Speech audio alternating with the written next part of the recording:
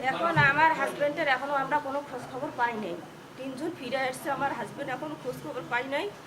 আর আমি চাই আপনাদের কাছে তুলে ধরতে চাই যে আমার হাজবেন্ডকে খুঁজে আনি দেন। আর আমাদের যতগুলো ক্ষতি হয়েছে এগুলো ক্ষতিপূরণ চাই। আমার 3টা সন্তান, বৃদ্ধ শাশুড়ি, শ্বশুর নেই, আমরা কিভাবে চলবো? আমরাই একই ভাবি সহ গেছিলাম, আমরা 4 জন মিলে গেছিলাম। যারা 4 জন একখানে ছিল এইভাবে গেছিলাম। তো কোথাও নাকি হারাই গেছে, ওর কোনো খোঁজ খবর পাইনি। এইভাবে আমাদের কাছে এইভাবে টাকা নিচ্ছে। একদিনে গেছি ভাবি, আমি আরও 2 জন ছিল, 4 জন ওই একই রকম করে টাকাগুলো নিচ্ছে। আমার স্বামীর নাম জাহাঙ্গীর আলম বাদশাহ। হঠাৎ করে উনি আমাদের বাসায় গিয়েছিলেন, মাহবুব বলে যে ভাই বিদেশে যাবে।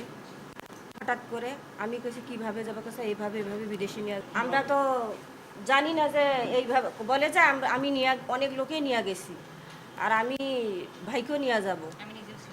আমি নিজে ছিলাম, আমাদের বাড়ি উনি 2বার গেছেন।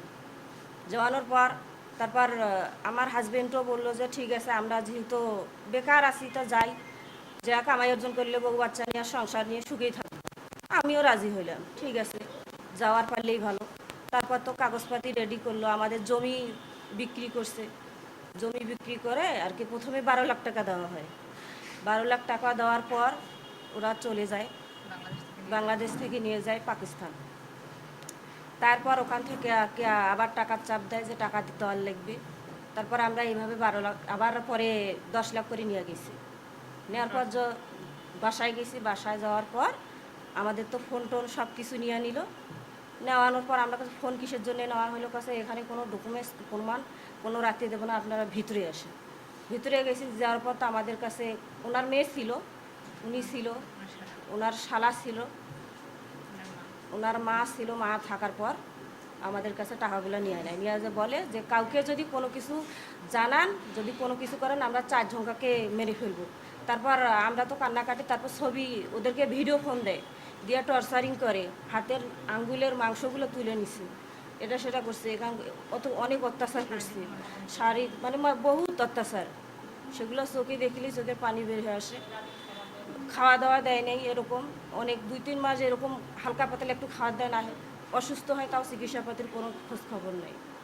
এরকম করতে ওদের ফোনগুলাও নিয়ে নিছে, কাপড় চোপড় যত কিছু সব নিয়ে নিছে। আমার স্বামীর সাথে 4 মাস আগে কথা হয়েছে, কোনো যোগাযোগ হয়নি।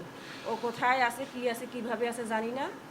আর এনারা তারপর কিভাবে চলে আসছে অতগুলো আমি আর জানি না।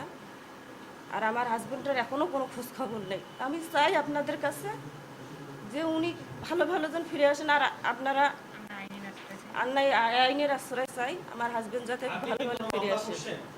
মামলা করছি, থানায় অভিযোগ দিছি, থানায় দিছি, আমার কাছে কাগজও আছে। থানায় বলছিলাম, তো থানা বলছে আমাদের এইখানে মামলা হবে না, আপনারা কোর্টে দেন, এটা হচ্ছে মাফিয়ারিয়া, কোর্টে দেন। তারপর তো আমরা কোর্টেই করছি।